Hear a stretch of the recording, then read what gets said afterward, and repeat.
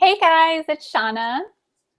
Hi everybody, it's Rebecca. Stars and hearts. Stars and hearts.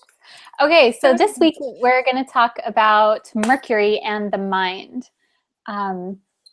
So Mercury is all about our analytical thinking, our thought process, and also our nervous system. So what does that bring anything in particular to mind for you right now, Rebecca? Oh my gosh, like definitely as far as like the mind goes, I know that everybody out there can probably relate with having something that Buddhism calls like the monkey mind. And that's where you start one thought and it brings another thought in. It's like swinging vine to vine. And so, you know, and everybody, that's another thing. Everyone's all like, oh, it's Mercury retrograde. You're screwed. You're screwed. So that's the two things that kind of come up. And I just want to say to our audience that if you're watching this and you feel like that, you were guided here today to watch this very video. So give us a little bit more information, Shauna, on the energies of Mercury, like how it really impacts us. Yeah, so Mercury is all about the way that we think and the way that we process things intellectually. So your natal Mercury sign is going to give you insight into the way that you need to think about things. Some people need a lot of time to process something, Cancer and Mercury, versus someone with Aries and Mercury, or Mercury and Aries.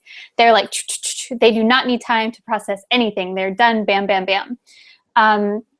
But all of us, though, we all have this need to soothe and calm down our nervous system constantly, especially right now. With the holidays and germs and flu season and all of that stuff is happening. So really important to make sure that you know what you need in order to calm down your nervous system. That could be something as simple as meditation or yoga, or it could even be something like writing and journaling or something more active. Definitely. Yeah. And this has been a time of year too where like bringing your mind into balance it's like every season offers the gift of retrospection or introspection, being able to really like take stock of what you did over the summer and what you did over the fall. And winter tends to be a time of future thinking to a degree. It's sort of like honoring traditions and then thinking about, well, what am I going to do next year? And I know that you were saying that there's like today, this is like go time right now. Mm-hmm. Yeah, this is the time to do the things that you need to do, the things that you've been thinking about or working on or wanting to launch. Now is the time to do those things because Mercury will go retrograde in January 2016. So now is the time to sign leases, to make deals, to put things into motion, because in January we're going to be having that reeling back contemplative kind of energy, which goes well with the new year, because the new year you're like, okay, what do I want to change about myself now? What hasn't worked for me last year? And that kind of thing. So now is really, and especially because right now in November 2015, Mercury is in Scorpio. So it's very much about this transformation kind of quality. So like, what can I do now to better myself, to make myself a better person now? Yeah. So my other question is like, for everybody out there who's watching, and we mentioned anxiety and different things like that, like what if you have, because here's the thing, and this is why you go to Shauna, this is why you no BS, you just figure out what your chart is and you figure out where the planets are doing and what little happy dance is going on. And so if Mercury is like landing, it lands in different houses with different stars and conjunctions and all those things. But if it's really impacting you, like what does it normally feel like that you're like, oh yeah, that's Mercury? So it really depends on your chart, but there's the light side and the shadow side of Mercury. The shadow side is anxiety, being stressed, being confused, and just feeling burnt out in general, having just that fried kind of feeling.